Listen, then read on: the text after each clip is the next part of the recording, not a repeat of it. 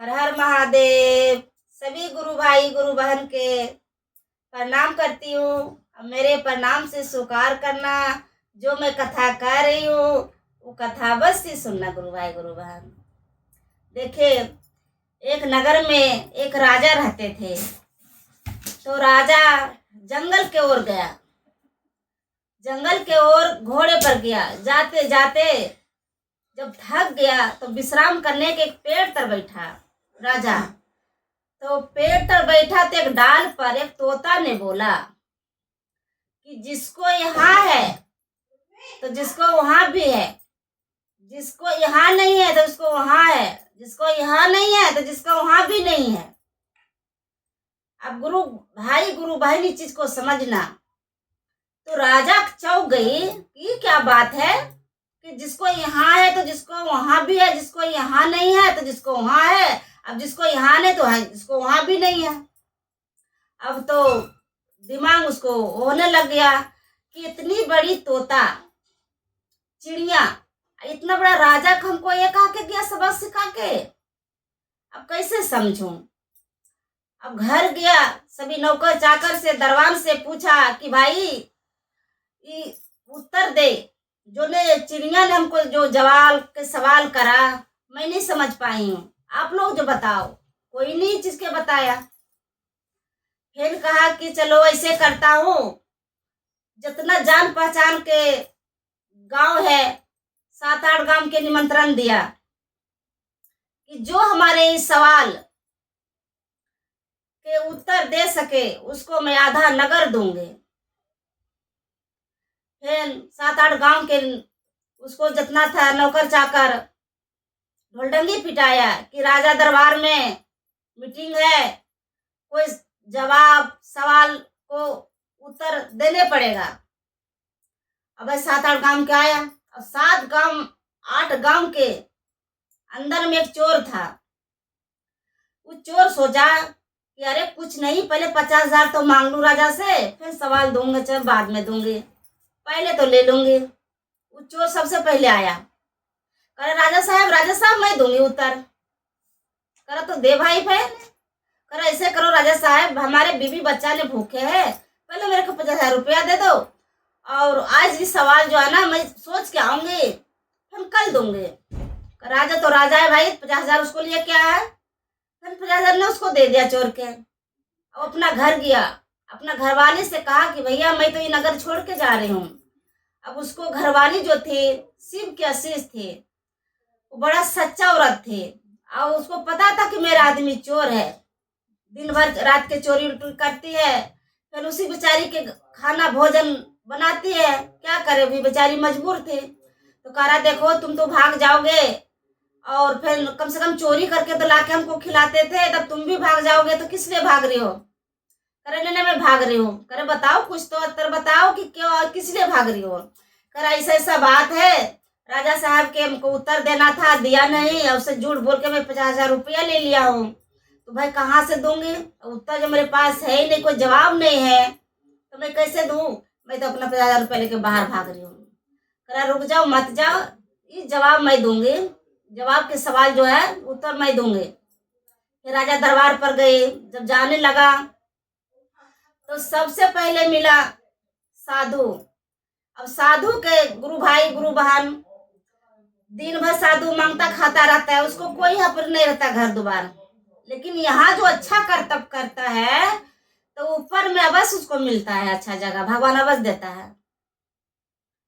कहा उस चोर के घरवाली कि चलो मेरे एक उत्तर तो मिल गया। कह रहा बाबा बाबा चलिए ना राजा दरबार। कह रहा नहीं भाई मांग तो मांगता खाता हूँ, मैं राजा दरबार की हूँ। कह रहा नहीं मैं औरत अकेली हूँ, सब चलिए साथ में।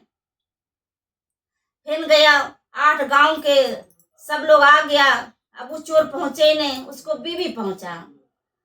तो कहा राजा साहबा जो हमारे आदमी ने पैसा ले गया 50,000, मैं उसी को बीवी हूँ, मैं उतर दूंगी। तो जो 8 गांव के कोई नहीं उतर दे पाया, चोर को जो बीवी था वो ने उतर दिया। करा बताओ 3 सवाल। करा देखिए, जिसको यहाँ है तो जिसको वहां है ऊपर में, तो कौन है वो।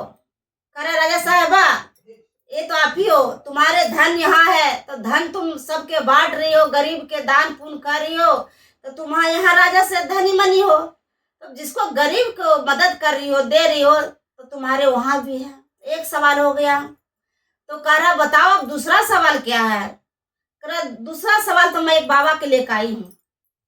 दूसरा सवाल यही है कि हमारे ये जो बाबा है साधु संत, मांगता खांगता है, मंदिर में पूजा पाठ करती है, यहाँ पर अपना अच्छा कर्तव्य कर रही है, लेकिन बेचारा के यहाँ नहीं है, लेकिन भगवान पर है उसको। दूसरा उत्तर हो गया। करा तीसरा बताओ। करा तीसरा जवाब तो मेरे पति है कि चोर है। चोर के कोई जगह नहीं मिलता है। जिसको दिल दुखा के उसको सब रुपया पैसा लूटता है, सामान ले लेता है, चोरी करता है, तो उसको जब यहाँ जगह नहीं है तो उसको उपरों लिए नहीं जगह है। फिर राजा कहा ठीक है, उसको आधा नगर दे दिया। कर जब 8 गांव के सवाल नहीं, कोई जवाब नहीं दिया, तब ये औरत दे दिया तो इसको आधा नगर दे दिया। जब आधा नगर दिया तो बेचारी गरीब थी, अमीर बन गया। तो सोचा ने हम शिव के आशीष हूँ, कभी मैं शिव चर्चा कीर्तन भजन कभी कराया नहीं, क्योंकि मेरे पास पैसे नहीं था, लेकिन भगवान दया साज है तो मैं क्यों नहीं शिव के कीर्तन भजन कर लो। बेचारी अच्छा से प्रोग्राम करा, गुरु भाई गुरु बहन को सबके बुलाया और अच्छा से शिव के भजन कीर्तन बहुत अच्छा धामधूम से करने लगा। जब करने लगा तो जब सभी गुरु भाई गुरु बहन बैठी थी, तो घर के अंदर से क्या निकला, कुलच्छनी मतलब शिव जो लक्ष्मी को बहन जो होती है, बिल्कुल काले रूप से आई। तो कहा वसीस बहन की बहन तुम कौन हो। कहा देखिए मैं कुलच्छी बहन हूँ, लक्ष्मी के बहन, जो हम घर के नाश करती हूँ, बर्बादी करती हो। जिस घर में अगर मैं प्रवेश ले लूंगे, उस घर के लड़ाई चोरी चमारी झूठ बोलना, उस घर के सब अपना रंग बदल देती हूँ मैं। बहन मैं तुम्हारे घर से मैं विदा हो रही हूँ, बहुत दिन तक तुम्हारे घर में रही हूँ, आज हमारे लक्ष्मी बहन तुम्हारे घर में वास होगी, इसलिए आज तुम्हारे घर में शिव के भजन हो रही है और तुम्हारे घर में भगवान प्रवेश हो रही है, माता लक्ष्मी प्रवेश हो रही है। इसीलिए कहा जाता है कि टाइम से उठना, टाइम से अपना घर गृहस्थी देखना और लड़ाई झगड़ाई फालतू नहीं होना चाहिए। गुरु भाई गुरु बहन झूठ भी नहीं बोलना चाहिए, जहीं उतना ही बोलना चाहिए कि जहाँ झूठ हजम हो सकता है। और झूठ तो मतलब नहीं कुछ बनता है झूठ बोलना के। अगर बोलो कहाँ कि जहाँ जरूरत है तो वहाँ भगवान भी माफ करता है। एक कन्या के लिए अगर तुम झूठ बोलोगी, उसको विवाह के लिए या तुम शादी कराओगे अच्छे घर में, कहीं जरूरत है कहीं झूठ बोल चलो, इसलिए भगवान माफ करते हैं। लेकिन अगर बिना कसूर के तुम हर वक्त में तुम झूठ बोलोगी तो ये माफ नहीं होता है। लड़ाई झगड़ाई तो घर में अवश्य नहीं होना चाहिए बहन। घर में जिस प्रकार तुम लड़ाई झगड़ा झूठ करोगी, चोरी करोगी, बच्चे से चोरी करवाओगी, उसी दिन से तुम्हारे धन लक्ष्मी सब किनारे हो जाएगी। इसीलिए कहते गुरु बहन गुरु भाई शांति बना के रखना। अगर पति गुस्सा करते तो पत्नी की अवश्य कंट्रोल करना चाहिए, अगर पत्नी गुस्सा में है तो पति के अवश्य कंट्रोल करना चाहिए। गुरु भाई गुरु बहन सभी को निवेदन है कि हमारे कथा सुनिए और हमारे कथा सुनकर हमारे कमेंट में हर हर महादेव अवश्य लिखना। गुरु भाई गुरु बहन की बोलो हर हर महादेव की जय। मैया पार्वती कार्तिक गणेश लल्ला की जय।